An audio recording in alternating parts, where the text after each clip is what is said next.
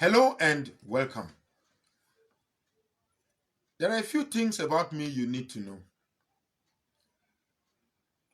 A lot of people take my videos and they put on their YouTube messages. They make money from my video. Go on YouTube and you realize I have not posted one video on YouTube because I am not focusing on whatever benefits I get for this video, because the video is not about the benefits in the first place or financial benefits. I'd rather that somebody appreciates my effort and say, okay, if you have a problem, let me see what I can do for you. But everybody should go on YouTube. You will see that I have a YouTube page, but the last post I have there is about 2 years ago or something. I don't have any video on YouTube because I don't want to be distracted and begin to make the videos because I want money. Now, I've seen a lot of people who are saying they are fighting for the struggle, but they are on YouTube spending 1 hour, 2 hours flooding the YouTube with video messages because it attracts traffic to their page and they make money from there. I don't do it because the most important thing that guides me is for people to get the message. So I try as much as possible not to allow money to be a determining factor that brings about these videos. I don't claim to be an epitome of all knowledge, but there's one thing, however, I can boast of, and that is my sound knowledge of what is going on. I've seen a lot of people coming to say that we are agitating, but the fundamental understanding of what is going on, nobody knows. Nobody knows. I think I know, and I'm going to prove that to you, that I think I'm the only one who knows exactly what is going on. Because if I ask you why the sudden invasion of villages, why the sudden invasion of towns, why the sudden increase in killings, and why is a certain game, why is this game so high? I don't think it's everybody that can give me a definite answer of why everything is going on. And why so? That is because a lot of us, or a lot of people you see coming on social media claiming they know so much about the problem of Nigeria, lack one singular thing, and that is their proximity to the core north. Most of them have not lived with the core north. So the understanding of how these people think, it's not there, because you can only if I'm in a boxing ring with you and I know your strategy, I know how you throw your punches, I stand a chance to defeat you. But if I go to a boxing ring with you and I have not studied you to know what determines your strategy, I may not I may not be able to defeat you. I've seen people saying that Sanusi Lamido, we are going to vote him for 2015, and I'm like, these people, my people, you really don't know this game at all, at all. You don't know this game. You don't know this game. It's so unfortunate that I admit I have one very tough problem, and that's I can be emotional. I'm very sensitive about criticism on me, and that's not because I'm not a man or nothing. I grew up in a house where I have issues, my family issues. I grew up in a house where I knew shame. So when I was growing up as a kid, I just knew shame. And now that I'm grown up, I'm trying to fight off shame. So any small thing that somebody says, MG, get out, it touches me. That is my bane, that is my cross, and God has not made anybody perfect. But beyond that, I think I'm a good person. I'm sincere. I don't cheat you. I'm very open. I'm very truthful to some extent, but I'm not perfect. Having said that, you see, what is going on in Nigeria right now is a complex web of a well-articulated conspiracy. The height of the conspiracy is so complex that those people in the South who think they are wise, it's beyond your simple comprehension. And those who I see, they load the internet and they spend 2 hours talking about struggle, attacking this one, attacking that one. you don't even know it. And quite frankly, this is beyond your brain. It will not take emotions to even understand the complexity of the conspiracy that is going on. For instance, I was asking a friend one time to say, what is the weakness of the North? What is the weakness? What is the weakness of the northern man? And my friend said that their weakness is that they are illiterate. They are illiterate. You see, you're already getting it wrong when you don't even know the weakness of your opponent. The weakness, like I've said over and over, the weakness of the Connaught has never been and will never be illiteracy. They are not illiterate. Yes, they may have very simple approach to life of not wanting to develop, but they are not illiterate. Ask yourself, if they are this illiterate, how come they've been ruling us and determining our fate for over 50 years? It takes somebody with high intelligence to rule people who have schooled, people who are exposed, people who have traveled, people with wealth. It takes a unique kind of intelligence to control these people. You have the intelligence, you have the wealth, you have everything, exposure, broad-mindedness, kindness, everything that is attributed as a virtue to man. You have it.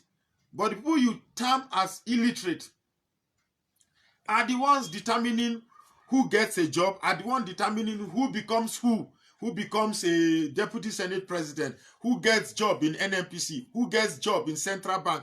They control everything. So if you think they are illiterate, then they should not be the ones controlling you. Let me tell us the weakness of the core North is two things. Two things. And if everybody in the South knows these two weaknesses and work on that weakness, then we stand a very good chance to defeat them.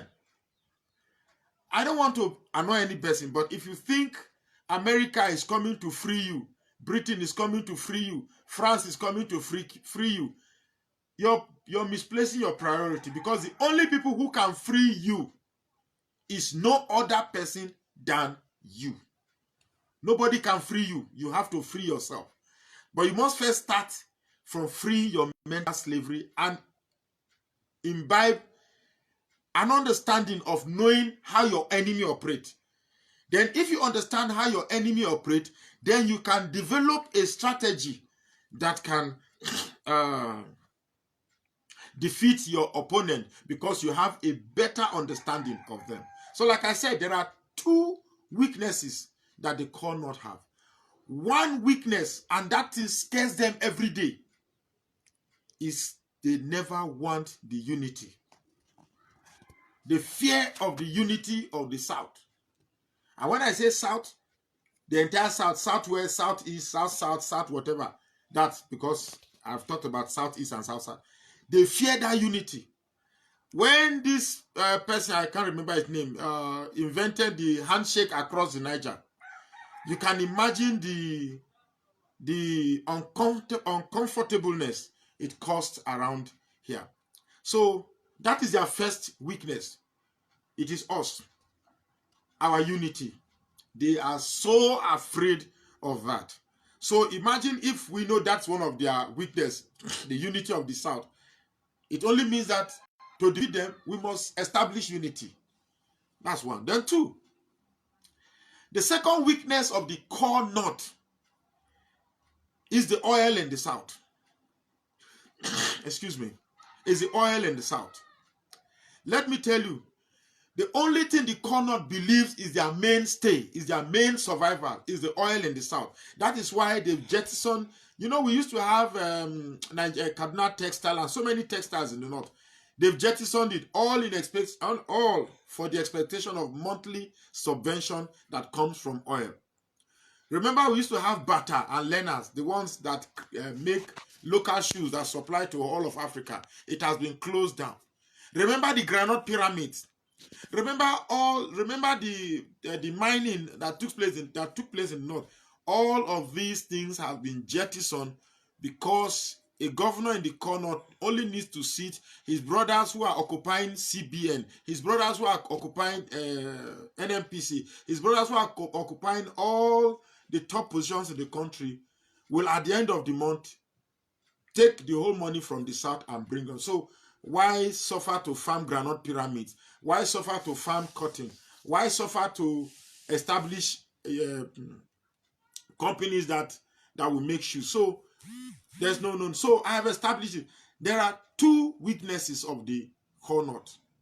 So if you're going about saying you want America to come and free us, Britain to come and free us, when the solution is right there in your hand, I see you're misplacing your priority. So we need to first establish the unity of the region, and a unity that says everybody in that region must not have a hidden agenda of trying to say we are more relevant to you. And then you remember when the Niger Delta Avengers came and they were busting the pipes. Who were those that were agitated? Who were those that were not comfortable with the busting of pipe? It was the Connaught. I could remember when they were busting pipe. We from the south were happy. It's like somebody comes to your house and is breaking your television. Your children are happy that somebody from outside is coming to break their television. But the children of your neighbors are not happy that they are breaking your television in your house. It simply means it's the children of your neighbors that are enjoying your television more than your own children who own the TV. So this is a complex web of conspiracy that requires calmness.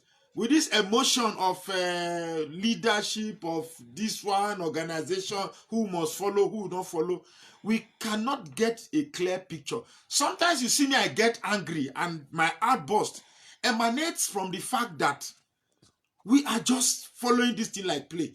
If I imagine that I'm a northerner and I see the way you are responding to the conspiracy of the North, I will laugh at you that you guys from the South are so myopic and so naive and so not well thought out in the approach to political conspiracy, because that's what is happening. So you must even begin then. That's first of all identifying the weakness. Unity of the South, oil in the South. Take control of the oil, establish unity. You are freed. Everything is solved. We don't need all this long 5 years, 2 years, 3 years. This thing we can establish it in 1 month. 1 month. It will not take more than 1 month to establish the unity of the South and understanding, okay, if we are coming together, this is your interest taken care of. This is your interest taken care of.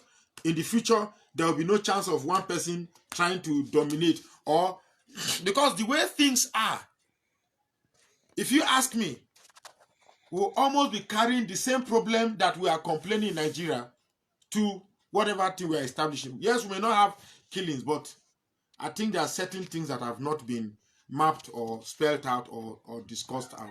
So that is it.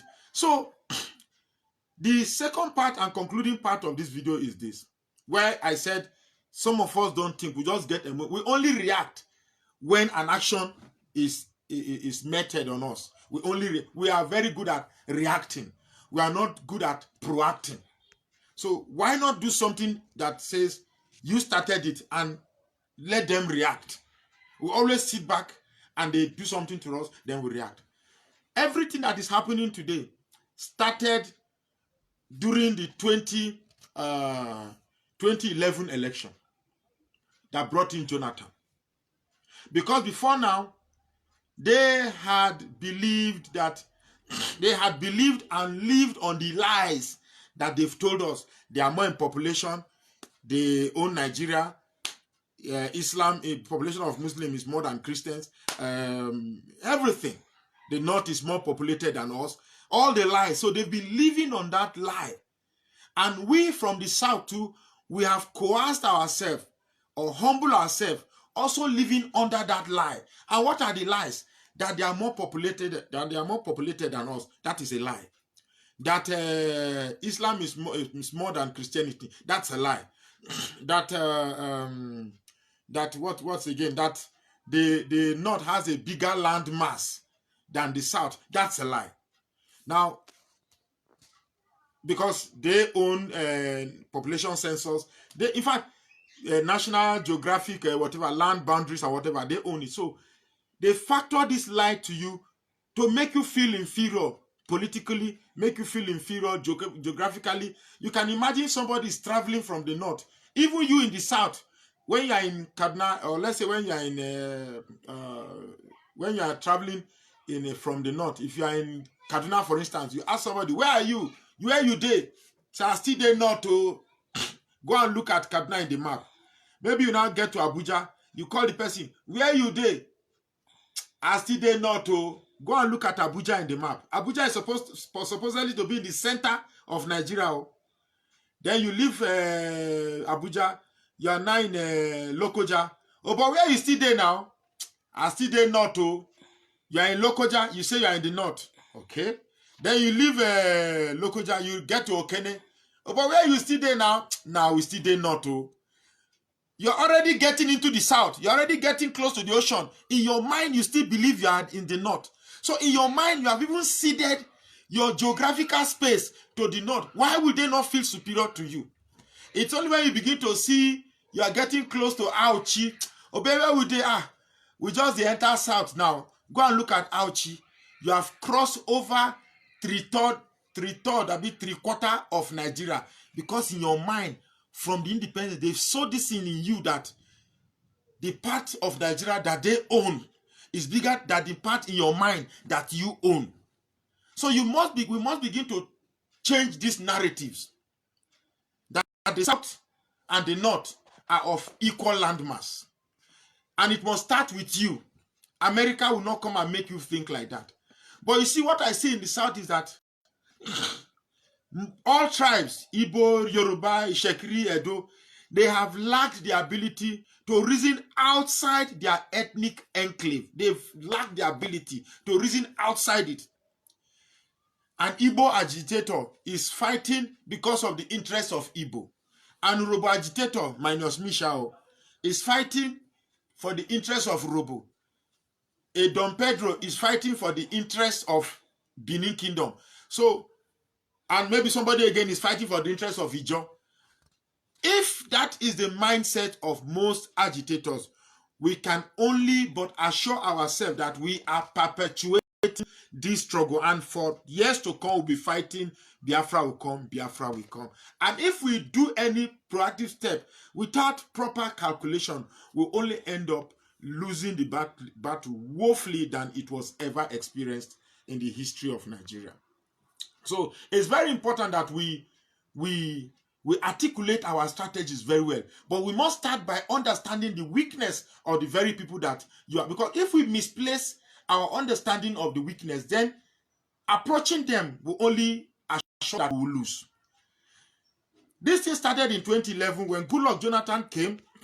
He won on the basis of massive Southern support and massive Christian support.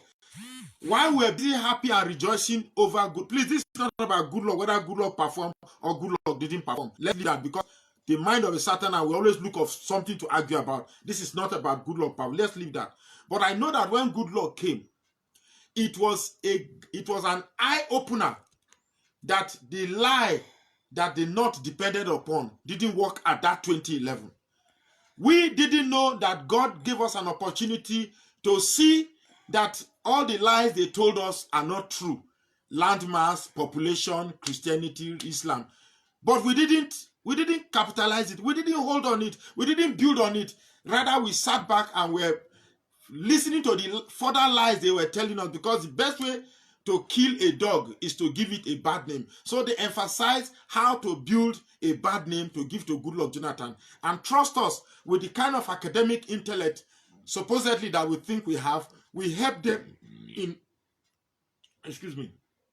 we help them in building and fortifying the bad name that we give Goodluck. And all of us join hands, plus those who had an ulterior motive, saying that they are going to bring change for you. Fuel will become 40 naira. The country will become El Dorado. We all join hands to crucify somebody because they helped us to build a bad name, and we help to label it on our own. Now they've taken Goodluck Jonathan out. They've taken Ononge out. They've taken our generals out. They've taken everything out. And Nigeria is steadily becoming a country ruled by Muslims alone. And we say one Nigeria. Now, everything has been a well-orchestrated strategy because of that event of 2011.